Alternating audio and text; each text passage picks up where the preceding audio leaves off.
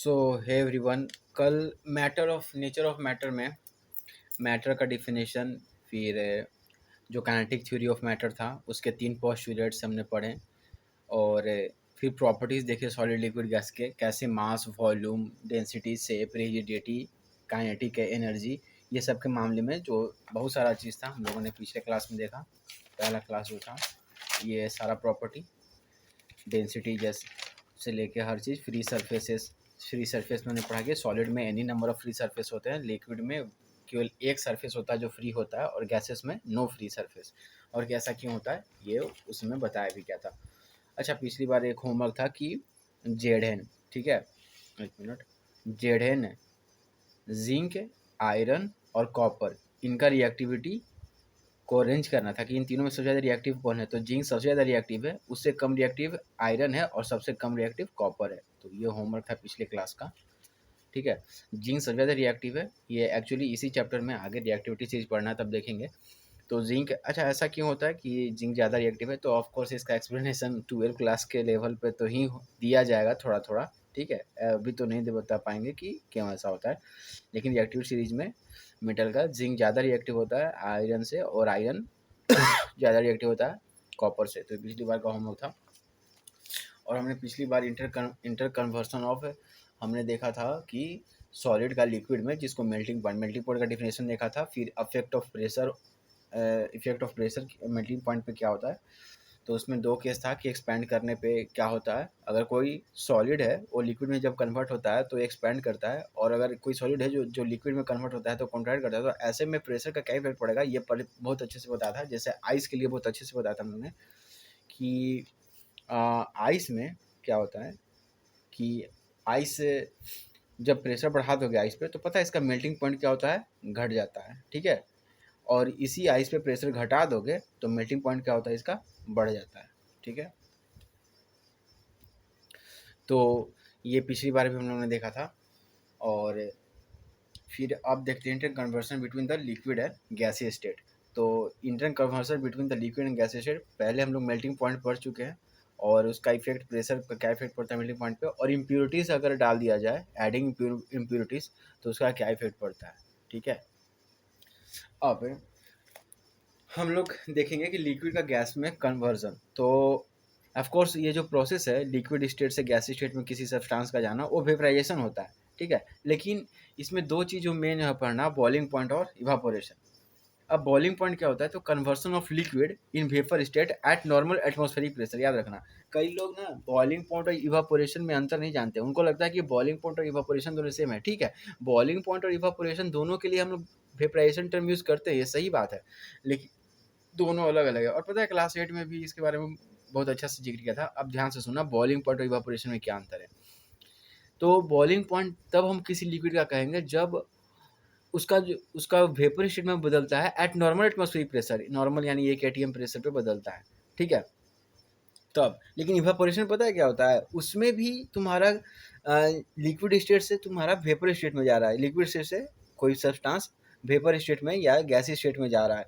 लेकिन पता है वो सरफेस पे जो उसका लिक्विड है, जैसे एक कंटेनर है, ठीक है, इसमें वाटर है, तो ये जो सरफेस पे जो वाटर है ना, ये सरफेस वाले वाटर का, केवल इस सरफेस वाले वाटर का वेपर में बदलना, वाटर वेपर में बदलना, ठीक है, सरफेस वाला जो वाटर है उसका वाटर वेपर में बदलना, तब इस प्रोसेस को क्या कहेंगे, इवापोरेशन।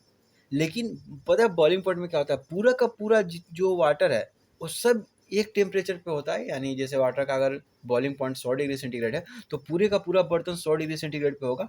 और बॉइलिंग पॉइंट केवल सरफेस फिनोमेना नहीं कि सरफेस पे हो रहा है केवल वेपराइजेशन, ठीक है। बॉइलिंग पॉइंट बल्क फिनोमेना, पूरा पूरा इसका जितना भी वाटर है इस कंटेनर में, वो सब 100 डिग्री सेंटीग्रेड पे होंगे, और वो सब वेपर बनने के लिए आतुर होंगे, क्योंकि सरफेस की बात नहीं है। और इवापोरेशन किसी भी टेम्परेचर पे हो सकता है, can take place at any temperature, ठीक है।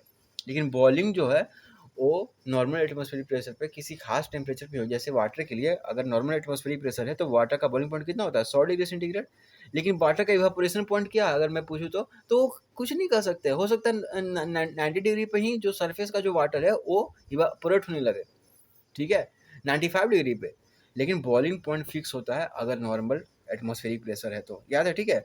बॉइलिंग पॉइंट फिक्स होता है किसी भी लिक्विड का, अगर एटमॉस्फेरिक प्रेशर नॉर्मल हम रख रहे हैं तो वो सबका फिक्स होता है, ठीक है। आप अल्कोहल का भी देख लो, आप वाटर का देख लो, ठीक है। तो अल्कोहल का तो वाटर से कम ही होता है बॉइलिंग पॉइंट, लेकिन इवापोरेशन कोई फिक्स टेम्परेचर पे टेक प्लेस नहीं करता है, उसका कोई फिक्स टेम्परेचर नहीं है। इवापोरेशन एक सरफेस फिनोमेना है, लेकिन बॉइलिंग पॉइंट एक बल्क फिनोमेना है, ठीक है। पूरा का पूरा वाटर जो उस कंटेनर में हो इन्वॉल्व रहेगा इस, ठीक है। तो ये है बॉइलिंग पॉइंट। अच्छा, बॉइलिंग पॉइंट, इवापोरेशन, ये दोनों के लिए हम वेपराइजेशन टर्म यूज करते हैं, ठीक है। इसलिए ये मत होना, क्योंकि दोनों में आखिर तो लिक्विड स्टेट से सॉलिड गैसीय स्टेट में ही बदला जा रहा है, कन्वर्सन यही तो हो रहा है। अब बॉइलिंग पॉइंट में प्रेशर का क्या इफेक्ट है, तो अगर कोई लिक्विड है, इसको हीट कर रहा है और प्रेशर हमने बढ़ा दिया, नॉर्मल एटमॉस्फेरिक प्रेशर नहीं है, अब प्रेशर बढ़ा दिया, मान लो 10 एटीएम प्रेशर कर दिया, तो क्या, वाटर का एग्जांपल ले लिया, तो पहले यही वाटर 1 एटीएम पे 100 डिग्री पे क्या होता था, बॉईल करता था, लेकिन अगर प्रेशर बढ़ा दिया, मान लो 1 एटीएम से 10 एटीएम कर दिया, तो क्या अभी भी 100 डिग्री सेंटीग्रेड पे बॉईल करेगा, नहीं, अब ये 100 डिग्री से ज़्यादा टेम्परेचर क्या करेगा, बॉईल करेगा, ठीक है। ऐसा क्यों होता है, तो सिंपल है कि भाई देखो, इसको कैसे बताऊँ, कोई भी लिक्विड बॉईल कब करता है, देखो अभी हम लोग हीट दे रहे हैं इसको, ठीक है। अच्छा, बाहर एयर भी है ना, हमारे आसपास एयर है और एयर नीचे प्रेशर इस पर लगा लिए, लेकिन अगर मान लो इसको हीट करते रहे और सरफेस का जो वाटर वेपर है, जो बन रहा है वेपर, वो इतना ज़्यादा हो जाए कि इस ऊपर जो एटमॉस्फेरिक प्रेशर नीचे की ओर दबाव लगा रही है उसको ओवरकम कर जाए, समझ लो, बाहर से हवा प्रेशर नीचे लगा रही है वाटर पे, लेकिन वाटर गर्म हो रहा है और वाटर वेपर में कन्वर्ट होगा, ठीक है, वाटर वेपर में कन्वर्ट होगा। अब यहाँ वेपर का इतना प्रेशर हो जाए कि ये इस प्रेशर को तोड़ दे जो नीचे की ओर एटमॉस्फेयर का है, तो उसी को तो हम बॉइलिंग पॉइंट कहते हैं, ठीक है, बॉइलिंग पॉइंट कहते हैं, ठीक है। लेकिन अगर इस प्रेशर को और बढ़ा दिया जाए तो यहाँ पर और भी ज़्यादा क्या होना चाहिए, वेपर होना चाहिए, ताकि और ज़्यादा प्रेशर बनाना पड़े, तो इसीलिए बॉइलिंग पॉइंट भी बढ़ जाता है। मैं प्रेशर कुकर का एग्जांपल दूंगा इस पर, ठीक है, याद रखना, जब भी प्रेशर बढ़ा देंगे तो उस लिक्विड का बॉइलिंग पॉइंट भी बढ़ जाएगा। इम्प्योरिटीज़, उसमें कुछ इम्प्योरिटीज़, मान लो अब इसमें नमक डाल दिया या चीनी डाल दिया कुछ, अब उसको गर्म कर रहे हैं, तो क्या बॉइलिंग पॉइंट वो अभी भी वाटर का 100 डिग्री ही रहेगा, मान लो वाटर में मैंने मिला है, मैं हर जगह वाटर ले रहा हूँ, लेकिन लिक्विड कुछ भी हो सकता है, ठीक है, दुनिया में लिक्विड केवल वाटर ही नहीं है, कई सारी चीज़ें, अल्कोहल हो गया, कई सारी चीज़ें, तुम्हारा बेंजीन हो गया, कई सारी लिक्विड फॉर्म में कई सारी चीज़ें होती हैं, तो अगर इम्प्योरिटीज़ मिला लिए तो उसका भी क्या होगा, बॉइलिंग पॉइंट बढ़ जाएगा। यानी कि उसी पानी में अगर तुम, एक प्रेशर भी सेम है, नॉर्मल एटमॉस्फेरिक प्रेशर है, उसमें नमक मिला दिए या चीनी मिला दिए और उसको बॉईल कर रहे हैं, तो 100 डिग्री नहीं, 100 डिग्री से ज़्यादा, मान लो 105, 108 या उससे ज़्यादा, डिपेंड करता है तुम कितना चीनी या कुछ मिला रहे हो, ठीक है। तो अच्छा, ये चीज़, इसको कैसे बताऊँ, घर में जो सिरका बनता है, सिरका सिरका बोलो, नहीं सिरका नहीं, अरे जो चाशनी होता है, चीनी का चाशनी, पानी में जब हम चीनी को डालते हैं तो चाशनी बनता है ना, ठीक है, तो तुम ध्यान देना कि वो चाशनी बहुत देर तक ठंडा नहीं होता है, मतलब अगर उस चाशनी की जगह केवल वाटर को गर्म किया होता है ना, तो कुछ देर बाद ठंडा हो जाता है, ऐसा नहीं कि चाशनी ठंडा नहीं हुआ, लेकिन वो बहुत देर तक गर्म रहता है। ऐसा इसलिए भी है क्योंकि चाशनी का बॉइलिंग पॉइंट बढ़ गया है, तो उसमें ज़्यादा हीट एनर्जी है, अब वो 110 डिग्री पे उबल रहा है, वाटर तो 100 ही पे था, तो भाई 110, एक बर्तन में कोई लिक्विड है जो 110 पे मान लो है, और एक बर्तन में लिक्विड है जो 100 डिग्री पे ही है, तो कौन जल्दी ठंडा होगा, ये ना, इसलिए वाटर जल्दी ठंडा होगा, लेकिन चाशनी जल्दी ठंडा है, इनफैक्ट 110 नहीं, 115, 120, ये सब पे टेम्परेचर जाता है, डिपेंड करता है तुम कितना उसमें चीनी डाल रहे हो, आप समझ में आ रहा है, तो ये चीज़ है। तो बॉइलिंग पॉइंट का तुमने देख लिया कि प्रेशर का क्या इफेक्ट पड़ता है इम्प्योरिटीज का। अब इवापोरेशन, तो इवापोरेशन को क्या क्या चीज़ अफेक्ट करते हैं, तो भाई इवापोरेशन को अफेक्ट करते हैं सरफेस एरिया, जितना ज़्यादा सरफेस एरिया होगा इवापोरेशन उतना ही जल्दी होगा और चीज़ें उतनी ही जल्दी ठंडा होंगी। जैसे देखो, घर में खाना बनता है तो तुम क्या करते हो, जब कुकर में खाना है तुमको, अब तुम चाहते हो कि कटोरा में खाएं, लेकिन कटोरा में खाना जल्दी ठंडा नहीं होगा, लेकिन थाली में उसी खाना को अधिक कर दो तो क्या होगा, जल्दी ठंडा, क्यों, क्योंकि कटोरे में जो सरफेस एरिया है खाना का वो कम है और थाली में ज़्यादा है, तो वो ज़्यादा इवापोरेशन होगा ना, यहाँ तो ज़्यादा इवापोरेशन होगा, तो उस खाने के अंदर जो हीट एनर्जी है वो वेपर के फॉर्म में रिलीज होगी तो जल्दी ठंडा होगी। तो जो घर में कहते हैं ना कि लाओ हम ठंडा करते हैं, मम्मी या कोई इसको थाली में करते हैं या बड़ा कुछ सरफेस एरिया, तो सरफेस एरिया बढ़ा रहे हैं वो लोग, और सरफेस एरिया बढ़ाने से इवापोरेशन बढ़ता है और वो खाना जल्दी ठंडा हो जाता है। अच्छा, फिर बोलेंगे कि हाँ पंखा चला दो, तो पंखा यानी विंड स्पीड को तुमने बढ़ा दिया, तो विंड स्पीड बढ़ाने से भी इवापोरेशन तेजी होता है, या फिर जब हवाएं चलती है तो कपड़ा जल्दी सूखता है, तो विंड स्पीड बढ़ाने से भी इवापोरेशन बढ़ता है, सरफेस एरिया बढ़ाने से भी इवापोरेशन बढ़ता है। अब इसका उल्टा भी सही है, सरफेस एरिया घटा दोगे तो इवापोरेशन कम हो जाएगा, विंड स्पीड घटा दोगे तो इवापोरेशन घट जाएगा। टेम्परेचर का क्या हाल है, तो टेम्परेचर बढ़ाओगे तो इवापोरेशन भी बढ़ेगा। गर्मी के दिनों में कपड़े जल्दी सूखते हैं क्योंकि इवापोरेशन, कपड़ों में जो वाटर है जो भी, वो जल्दी इवापोरेट हो जाते हैं, लेकिन ठंडे में कपड़े जल्दी नहीं सूखते हैं क्योंकि टेम्परेचर कम है, तो टेम्परेचर बढ़ाने पे भी इवापोरेशन बढ़ता है। ह्यूमिडिटी माने कि तुम्हारा एटमॉस्फेयर में जो वाटर वेपर प्रेजेंट है वही तुम्हारा ह्यूमिडिटी, तुम वाष्प वाष्प जो वाटर वेपर प्रेजेंट होता है एटमॉस्फेयर में, तो अगर एटमॉस्फेयर में पहले से वाटर वेपर प्रेजेंट रहेगा ज़्यादा तो इवापोरेशन क्या होगा, कम होगा ना। एटमॉस्फेयर में पहले से वाटर वेपर बहुत ज़्यादा है, अब इवापोरेशन में क्या होता है, वाटर वेपर ही निकलता है, लेकिन बाहर भी वाटर वेपर है, तो क्या इवापोरेशन जल्दी होगा, नहीं होगा। अरे समझ में, तो अगर इसीलिए तो गर्मी के दिन में इवापोरेशन तुम्हारा जल्दी होता है क्योंकि तुम्हारा वाटर वेपर भी कम होता है, वो जो भी है वो सब क्लाउड वगैरह बन जाता है, तो ह्यूमिडिटी बढ़ेगा। अगर अगर एटमॉस्फेयर में ह्यूमिडिटी ज़्यादा होगी तो इवापोरेशन कम होगा, एटमॉस्फेयर में ह्यूमिडिटी कम होगी यानी कि एटमॉस्फेयर ड्राई रहेगा, सूखा रहेगा, हवा में वाटर वेपर कम रहेगा, ठीक है, सूखा हवा रहेगा, तो इवापोरेशन क्या होगा, ज़्यादा होगा ऑफ कोर्स। तो ये है बॉइलिंग पॉइंट इवापोरेशन के बीच में अंतर, और बॉइलिंग पॉइंट का बॉइलिंग प्रेशर का क्या इफेक्ट पड़ता है बॉइलिंग पॉइंट पे, इम्प्योरिटीज का क्या इफेक्ट पड़ता है बॉइलिंग पॉइंट पे, और evaporation surface area, temperature, humidity और विंड स्पीड पे डिपेंड करता है। अब आते हैं कि कंडेंसेशन। तो कंडेंसेशन, तो वेपराइजेशन में क्या था, लिक्विड से गैसीय स्टेट में जाते थे, कंडेंसेशन क्या है, गैसियस से लिक्विड स्टेट में आएंगे, जस्ट उल्टा। और तुम्हारा जो मेल्टिंग क्या था, सॉलिड से लिक्विड में। तो कंडेंसेशन गैसियस सब्सटेंस को लिक्विड स्टेट में जाता है, तो कंडेंसेशन है at a normal atmospheric pressure, लिख लेना। लिक्विफिकेशन क्या है, तो किसी भी गैस का लिक्विड में, इसको लिक्विफिकेशन भी बोलते हैं। इसको देखते हैं लिक्विफिकेशन को हम क्या आगे कर सकते हैं। देखो कंडेंसेशन तुम लोग देखोगे, जैसे कभी भी स्प्राइट का बोतल ही जब भी तुम खरीद के अगर तुम पेप्सी वगैरह पीते हो, ऐसे नहीं पीना चाहिए कोल्ड ड्रिंक वगैरह, इससे बढ़िया जूस पी लो या शरबत वगैरह घर पर ही बना लो। तो लेकिन अगर स्प्राइट का बोतल है बहुत ठंडा है, तो इसमें बाहर की ओर कुछ देर बाद वाटर ड्रॉपलेट्स आना शुरू हो जाते हैं। क्यों, क्योंकि एटमॉस्फेयर में जो वाटर वेपर है वो इस कोल्ड सरफेस के टच में आने से वो कंडेंसेशन कर लेता है। कंडेंसेशन यानी कि जो वाटर वेपर बाहर था, एटमॉस्फेयर में वाटर वेपर है, और वो जैसे ही इस बोतल के कांटेक्ट में आया, ये बोतल क्या है, बहुत ही कोल्ड है, ठंडा है, अभी भी फ्रिज से निकला है, ठीक है।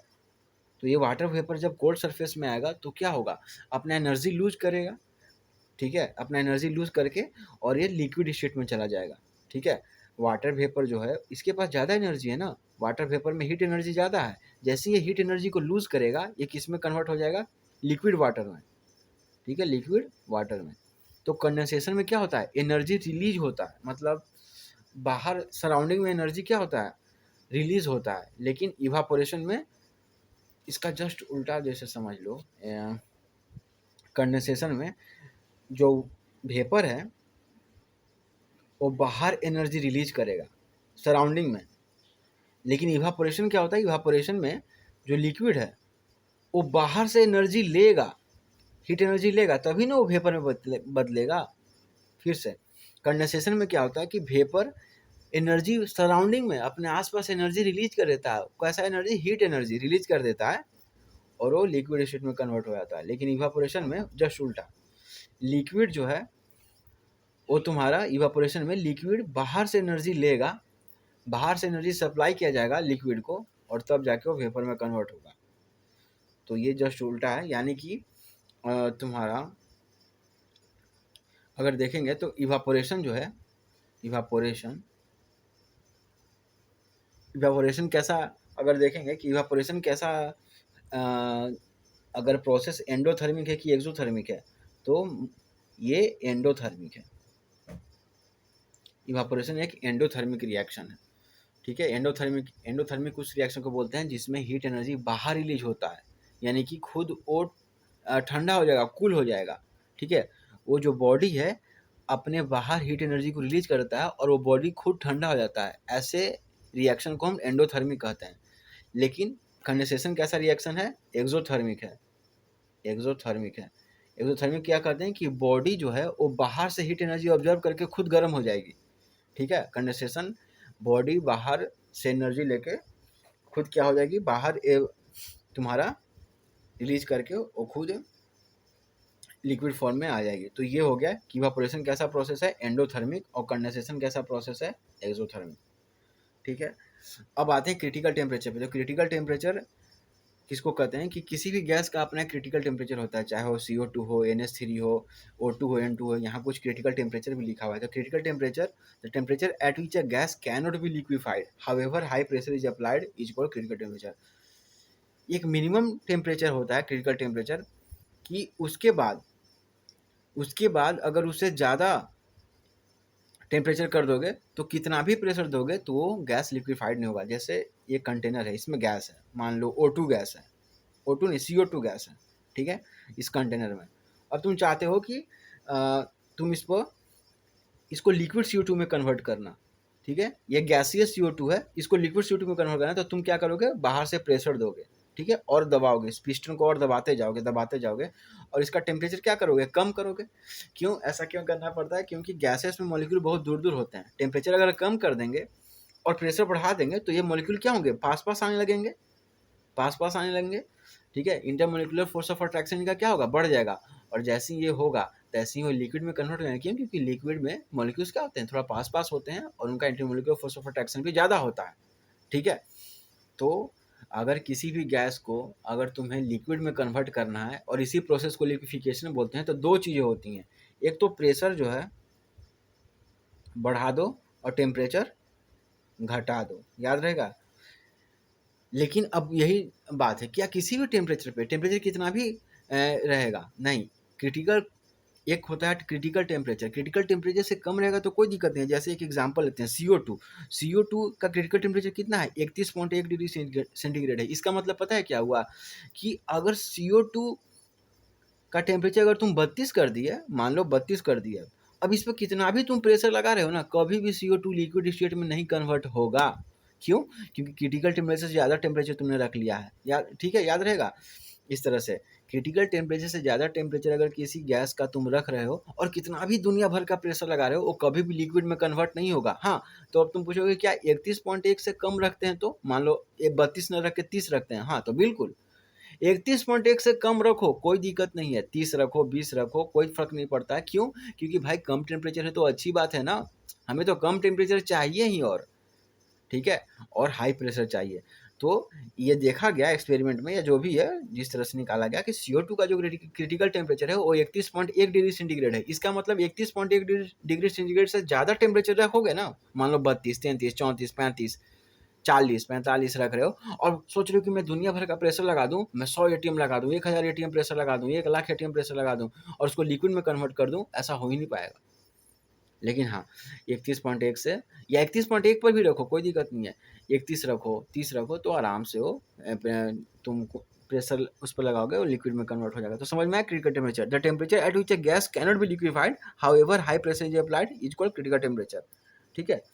ये एक बिल्कुल बाउंड्री लाइन है। क्रिटिकल टेम्परेचर क्या है, एक बाउंड्री लाइन है, ये क्रिटिकल टेम्परेचर है। इससे कम टेम्परेचर रखोगे गैस लिक्विफाई हो जाएगा, इससे ज़्यादा टेम्परेचर रखोगे तो कितना भी प्रेशर लगा दो गैस लिक्विफाई नहीं होगा। तो क्रिटिकल टेम्परेचर की बाउंड्री लाइन, तो 31.1 अगर क्रिटिकल टेम्परेचर है CO2 का, तो 31 रख लो, ठीक है। 80 डिग्री सेंटीग्रेड रखोगे तो लिक्विफाई कर जाएगा, 30 रखोगे तो लिक्विफाई करेगा, 20 रखोगे तो हो जाएगा, -20 रखो, -100 रखो, कोई दिक्कत नहीं है।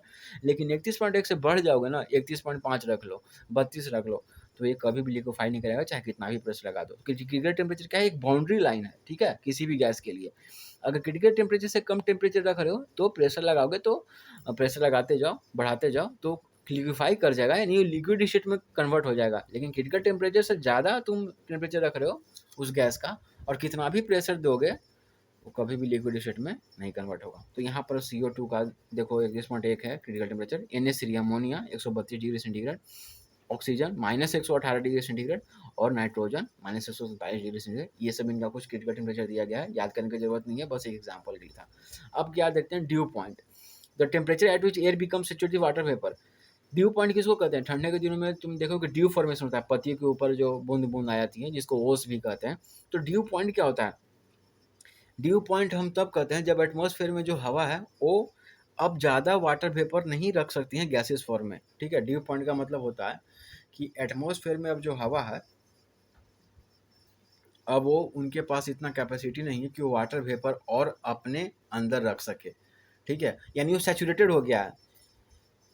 तो ड्यू पॉइंट उसको कहते हैं कि एटमॉस्फेयर में अब वो कैपेसिटी नहीं बची है कि अब वो और वाटर गैसेस फॉर्म में होल्ड कर सके, ठीक है। ये तुम्हारा ड्यू पॉइंट होता है। तो अगर ड्यू पॉइंट किसी टेम्परेचर पे है उससे कम टेम्परेचर कर दोगे तो तुम्हारा ड्यू बनना शुरू हो जाता है, ड्यू यानी ओस बनना शुरू हो जाता है। ठंडे के दिनों में ऐसा ज़्यादातर होता है। और अगर वो कंडेंसेशन किसी डस्ट पार्टिकल पे होता है तो फॉग, जिसे कोहरा बोलते हैं, वो होना शुरू हो जाता है, ठीक है। तो ऑफकोर्स ठंडे के दिनों में ऐसा होगा क्योंकि ठंडे के दिनों में टेम्परेचर काफ़ी कम चला जाता है, गर्मी के दिन में तो कोहरा नहीं आएगा ना या ओस बनेगा। तो ड्यू पॉइंट फिर से समझो कि एटमॉस्फेयर में जो एयर है अब और ज़्यादा वाटर वेपर अपने अंदर नहीं रख सकता है, वो होल्ड नहीं कर सकता है, बस हो गया, पूरा भर गया 100%, अब और नहीं रख सकता है। और उस ड्यू पॉइंट से और नीचे भी जाओगे, ठीक है, और टेम्परेचर नीचे हो जाएगा, मान लो ठंडे के दिन में सुबह सुबह तुम देखते हो तो तुम्हारा ओस तुमको दिखेगा जिसको ड्यू बोलते हैं। इस ड्यू पॉइंट से नीचे टेम्परेचर जाएगा तो तुम्हारा ड्यू बनना शुरू हो जाएगा यानी ओस। और अगर तो ओस कैसे बनता है, कंडेंसेशन से बनता है। क्यों? क्योंकि जो वाटर वेपर है वो किस में कन्वर्ट होता है, लिक्विड स्टेट में। तो ये कंडेंसेशन का ही प्रोसेस है। लेकिन ये कंडेंसेशन अगर किसी डस्ट पार्टिकल वगैरह पे होता है तो फिर फॉग बन जाता है, जिसे कोहरा वगैरह बोलते हैं। तो ये कुछ कंडेंसेशन के बारे में लोग पढ़ रहे थे, तो ये चीज़ तुम्हारा हो गया। सब्लिमेशन क्या होता है? तो सीधे सब्लिमेशन मतलब होता है कि सॉलिड स्टेट से कोई भी सब्सटेंस सॉलिड स्टेट से अपने सॉलिड स्टेट से डायरेक्ट किस में कन्वर्ट हो जाएगा, गैसियस स्टेट में। तो क्या बोलते हैं कि ये सब्लिमेशन, ये प्रोसेस को सब्लिमेशन बोलते हैं। तो ऐसे कई सब्सटेंस है, कैम्फर, कपूर जो घर में जलाते हो पूजा करते समय, नेपथेलिन जो खासकर कपड़ों वगैरह में रखते हो ताकि उसके कपड़े खराब ना हो, उनका सुगंध रहे, मतलब नेपथेलिन ज़्यादा, तो जो नेपथेलिन का बॉल्स देखते हो उजला उजला, मेनली साफ वगैरह रखने में कोई कीड़ा वगैरह ना लगे या फिर जो भी फ्रेश रहे जो भी हो। अमोनियम क्लोराइड, आयोडीन, ये सब सब्लिमेशन में जाते हैं। यानी कि ये डायरेक्ट इनको हीट करोगे सॉलिड स्टेट से तो ये सीधे गैसी स्टेट में कन्वर्ट हो जाएंगे बिना लिक्विड स्टेट में कन्वर्ट हुए। और ऐसे सॉलिड जो जिनको हीट करने पर वो गैसी स्टेट में कन्वर्ट हो जाते हैं बिना लिक्विड स्टेट में जाए हुए, तो ऐसे सॉलिड को क्या बोलते हैं, सब्लिमेट्स, ठीक है। ये हो गया। अब लेटेंट हिंट, लेटेंट मतलब क्या होता है, छुपा हुआ। लेटेंट मतलब क्या होता है, छुपा हुआ। तो लेटेंट हिट का मतलब क्या है कि latent heat can be understood as hidden energy which is supplied or extracted to change the state of a substance without changing its temperature or pressure। अब लेटेंट हिट छुपा हुआ क्यों बोलते हैं, देखो यहाँ पर एक सिंपल सा एग्जांपल लेते हैं। वाटर, वाटर अगर तुम 0 डिग्री सेंटीग्रेड पे अगर आइस है, ठीक है, आइस है 0 डिग्री सेंटीग्रेड पे, क्या है, आइस है,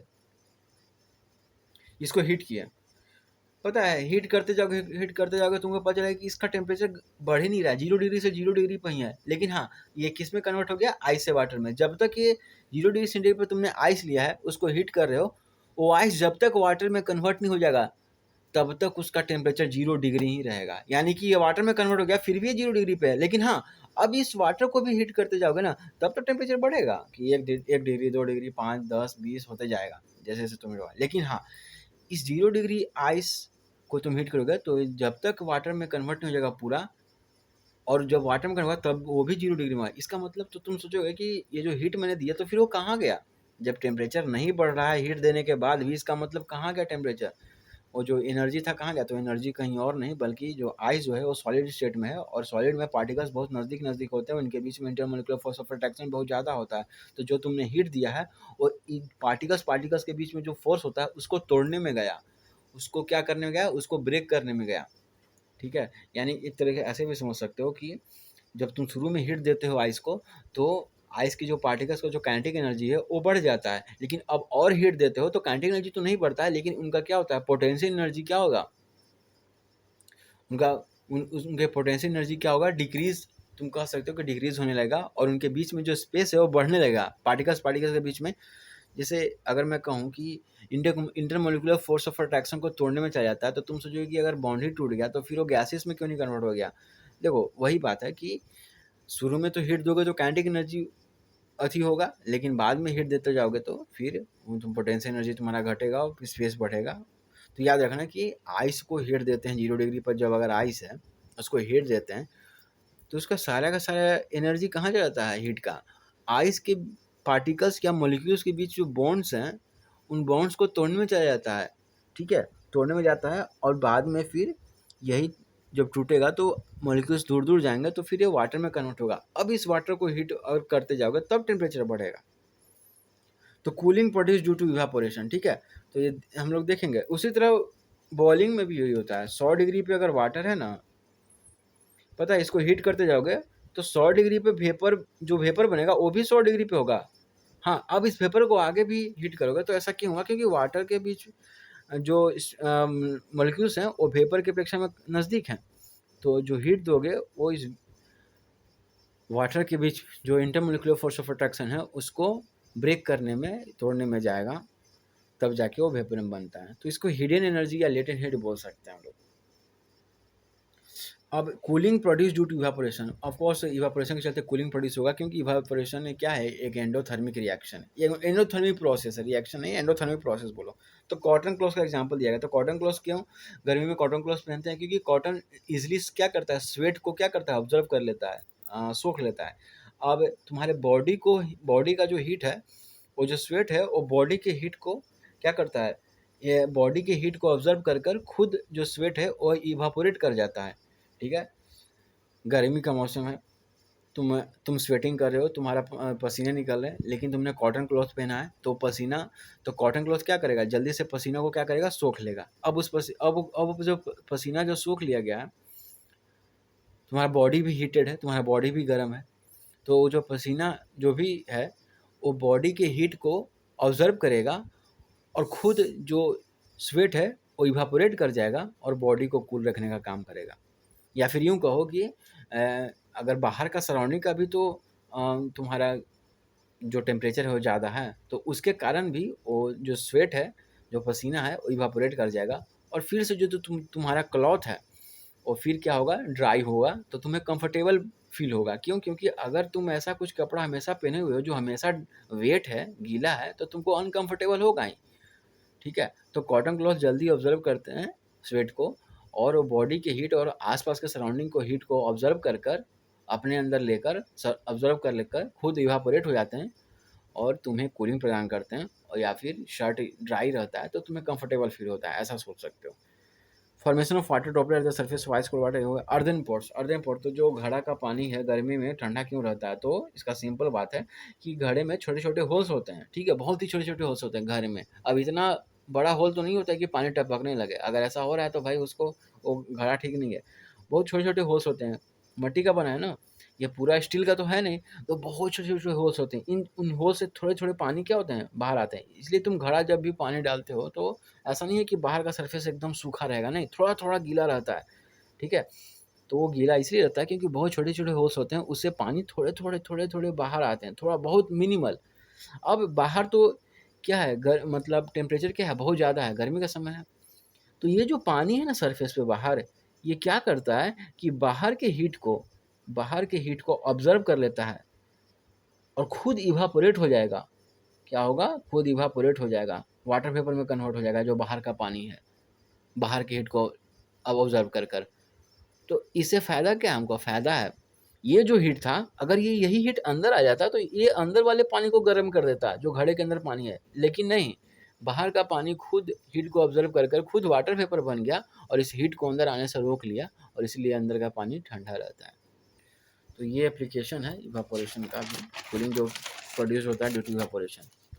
अब प्रेशर कुकर में खाना जल्दी बन जाता है, ऐसा क्यों है भाई? तो सिंपल सी बात है कि प्रेशर कुकर में तुम्हारा वाटर वेपर ज़्यादा बनते जाता है, ठीक है, वाटर वेपर बनते जा रहा है, बनते जा रहा है। अब वाटर वेपर बनते जा रहा है तो प्रेशर बढ़ गया। जैसे अगर कुकर में खाना बना के तुम एक तसले में, एक खुले बर्तन में, ओपन में खाना बनाओगे तो वहाँ खाना जल्दी नहीं बनेगा। क्यों? क्योंकि ओपन बर्तन है, तो इसके लिए प्रेशर क्या है, नॉर्मल प्रेशर है। बाहर का प्रेशर क्या है, नॉर्मल प्रेशर है। और नॉर्मल प्रेशर अगर रहता है तो वाटर कितने डिग्री सेंटीग्रेड पे उबलता है, 100 डिग्री पे उबल जाएगा वाटर, ठीक है। लेकिन क्या प्रेशर कुकर में भी वाटर 100 डिग्री पे उबलेगा? नहीं, प्रेशर कुकर में वाटर 110 पे, 120 पे, ऐसे टेम्परेचर पे उबलेगा। क्यों? क्योंकि अंदर प्रेशर बढ़ गया है। प्रेशर कुकर का में ढक्कन रहता है, ऐसा तो खुला तो रहता है नहीं। अब तुम हीट कर रहे हो तो वाटर जो है इवापोरेट होते जाएगा, इवापोरेट हो जाएगा, फिर अंदर क्या बनते जाएगा, वेपर बनते जाएगा, वेपर बनते जाएगा। उसके चलते अंदर का प्रेशर बढ़ जाता है। अब जब तुम्हें पता है ना कि बॉइलिंग पॉइंट क्या होता है, अगर प्रेशर बढ़ जाए तो बॉइलिंग पॉइंट क्या होता है, वो भी बढ़ जाता है। तो अंदर का पानी अब 100 डिग्री पे नहीं उबलेगा, 120 पे, 125 पे ऐसे उबलेगा। अब इतना ज़्यादा टेम्परेचर पे अगर खाना कॉन्टैक्ट में आएगा, मान लो तुम चावल बना रहे हो, चावल इतना ज़्यादा टेम्परेचर के कॉन्टैक्ट में आएगा तो चावल जल्दी सिंझेगा ना। तुम दोनों में चावल लिए हो, एक ओपन बर्तन है, इसमें भी चावल है, इसमें भी चावल, लेकिन ये जो चावल है ये 100 डिग्री पे चल रहा है और ये जो चावल है 120 125 ऐसे पे चल रहा है, 115 120 125 पे चल रहा है, तो ये चावल जल्दी ना सिंझेगा क्योंकि टेम्परेचर ज़्यादा है तो हीट एनर्जी ज़्यादा है ना, तो प्रेशर कुकर में खाना जल्दी बन जाएगा। Fish and meat can be preserve for a long time in ice if common salt is added to the. अब जिस बर्फ में तुम एक पानी है उसमें तुम नमक मिलाकर उसको फ्रीज कर देते हो तो एक बर्फ बन जाता है जिसमें तुम्हारा सॉल्ट है। और इस बर्फ में, ऐसे बर्फ में जिसमें सॉल्ट है, उसमें तुम फिश और मीट को ज़्यादा समय तक प्रिजर्व कर सकते हो। तो ऑफ कोर्स, क्यों? क्योंकि तुम्हें पता है ना कि जब भी इम्प्यूरिटीज़ ऐड कर देते हैं तो मेल्टिंग पॉइंट क्या होता है, घट जाता है। यानी कि अगर नॉर्मल जो आइस है ना वो तो 0 डिग्री सेंटीग्रेड पर पिघल जाता है, लेकिन ये जो आइस है जिसमें सॉल्ट मिला हुआ है 0 डिग्री पर नहीं पिघलेगा, ये -15 पे, -21 पे ऐसे पिघलेगा। फ्रिज को फ्रीजिंग मिक्सचर भी कहते हैं। तो अब इतना कम पे ये तुम्हारा मेल्टिंग पॉइंट अगर अथी हो गया, यानी कि -15 -21, तो भाई इसमें तो ज़्यादा समय तक ना फिश क्या होगा, प्रिजर्व होगा। ठीक है, ज़्यादा समय पर क्या होगा, फिश प्रिजर्व रहेगा। एक क्वेश्चन और है कि क्रिटिकल टेम्परेचर दिया हुआ है 4 गैसेस का।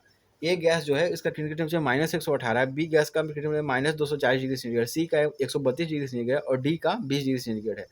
और पूछ रहा है कि इसको decreasing order of intermolecular force of attraction में सजाना है। तो जिस गैस का क्रिटिकल टेम्परेचर ज़्यादा होगा उसका इंटरमोलिकुलर फोर्स ऑफ अट्रैक्शन भी ज़्यादा होगा। ऐसा क्यों?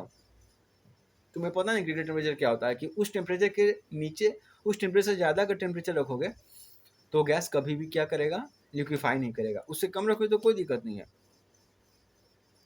तो जो गैस बहुत कम टेम्परेचर, जिसका क्रिटिकल टेम्परेचर बहुत कम है, जैसे यहाँ पर -118 -240, सबसे कम तो इसका है -240 है। यानी कि -240 से थोड़ा ज़्यादा भी जाओगे, मान लो -230, ज़्यादा जाओगे -230 पे जाओगे तो फ्रीज नहीं करेगा, मतलब लिक्विफाई नहीं करेगा। लेकिन -240 से कम पे जाओगे तो लिक्विफाई कर जाएगा। कहने का मतलब है कि याद रखना बस एक चीज़, कि अगर क्रिटिकल टेम्परेचर अगर ज़्यादा है किसी का तो उसके अंदर इंटरमोलिकुलर फोर्स ऑफ अट्रैक्शन उस गैस के अंदर भी ज़्यादा होगा। ठीक है, तो सी का सबसे ज़्यादा क्रिटिकल टेम्परेचर है तो सी का इंटरमोलिकुलर फोर्स ऑफ अट्रैक्शन सबसे ज़्यादा होगा। उससे कम किसका है, डी का, उससे कम ए का और सबसे कम बी का। तो ये हो गया कि इंटरमोलिकुलर सबसे ज़्यादा, यानी कि सी गैस के जो मोलिक्यूल्स हैं उनके बीच में फोर्स ऑफ अट्रैक्शन ज़्यादा है। ठीक है, फोर्स ऑफ अट्रैक्शन क्या है, ज़्यादा है। ठीक है, तो ये हो गया। आगे हम लोग देखेंगे प्योर सब्सटेंसेस, जिसमें एलिमेंट्स, कंपाउंड्स, मिक्सचर वगैरह पढ़ना है। प्योर सब्सटेंस हो गया, मिक्सचर हो गया, फिर सेपरेशन ऑफ मिक्सचर हो गया, उसमें कई सारे फ्रैक्शन डिस्टिलेशन हो गया, सेपरेटिंग फनल हो गया, पेपर क्रोमेटोग्राफी हो गया, फिर केमिकल रिएक्शन होने के लिए क्या कंडीशन होता है वो देखेंगे, और फिर क्या देखेंगे, रिएक्टिविटी सीरीज, मेटल का रिएक्टिविटी सीरीज देखेंगे। वैसे ये वाला जो है ना कि जिसका क्रिटिकल टेम्परेचर ज़्यादा है उसके इंटरमोलिकुलर फोर्स ऑफ अट्रैक्शन उसका ज़्यादा है, यार ये सही भी लग रहा है। क्योंकि देखो ना, इतना ज़्यादा टेम्परेचर है, इसे कम टेम्परेचर, मान लो सी गैस को 131 पर रखते हैं और फिर भी लिक्विफाई कर जाता है। 131 डिग्री सेंटीग्रेड कम टेम्परेचर नहीं होता है, जो वाटर है वो 100 डिग्री सेंटीग्रेड पे उबलता है। ठीक है, लेकिन अगर सी गैस को 131 डिग्री सेंटीग्रेड पे भी रखते हैं और प्रेशर लगाते हैं इस पर, बाहर से प्रेशर इसको देते हैं, प्रेशर बढ़ाते हैं इस पर, तो ये लिक्विफाई कर जाता है। इसका मतलब ये हुआ कि भाई इतने ज़्यादा टेम्परेचर है और टेम्परेचर जब ज़्यादा होता है तो गैस के पार्टिकल बहुत ज़्यादा हाई स्पीड से मूव करते हैं। टेम्परेचर जब ज़्यादा होगा तो वो जो सी गैस है उसके पार्टिकल्स बहुत ज़्यादा स्पीड से मूव कर रहे हैं, फिर भी प्रेशर बढ़ाने पे वो लिक्विफाई कर जा रहे हैं। इसका मतलब उनके बीच में इंटरमोलिकुलर फोर्स ऑफ अट्रैक्शन ज़्यादा है, तभी तो प्रेशर बढ़ाने पे लिक्विफाई कर जा रहे हैं। लेकिन जो ये गैस मान लो -118 डिग्री सेंटीग्रेड, अगर -118 से तुम इसको कम करते हो, -117 करते हो, तो ये लिक्विफाई तुम कम करना तो -119 हो गया, -120 हो गया, तो लिक्विफाई कर जाएगा। लेकिन -117 करोगे और कितना भी प्रेशर दो तो ये लिक्विफाई नहीं करेगा। इसका मतलब ये हुआ कि इसके बीच में इंटरमोलिकुलर फोर्स ऑफ अट्रैक्शन क्या है, कम है। ठीक है, इंटरमोलिकुलर फोर्स ऑफ अट्रैक्शन कम है। इसको एक बार सोचना इसको, ठीक है, अगर ज़्यादा नहीं सोचना है तो बस इतना देखना कि जिस गैस का क्रिटिकल टेम्परेचर ज़्यादा होता है उस गैस के मॉलिक्यूल्स के बीच में इंटरमोलिकुलर फोर्स ऑफ अट्रैक्शन भी ज़्यादा होता है, बस इतना याद रखना। तो आई होप कि ये समझ में आया होगा ये पूरा क्लास। और वीडियो को लाइक और शेयर कर देना और चैनल को सब्सक्राइब भी कर देना। आगे इसका थर्ड पार्ट भी आएगा, फिर फोर्थ पार्ट में हम लोग क्वेश्चन आंसर भी करेंगे और भी कई सारा चीज़। आगे वाला जो वीडियो आएगा वो लास्ट होगा थ्योरी के लिए, फिर उसके बाद क्वेश्चन आंसर का हो जाएगा। आई होप कि समझ में आया होगा कैसे कैसे होता है, क्या होता है। Thank you for watching.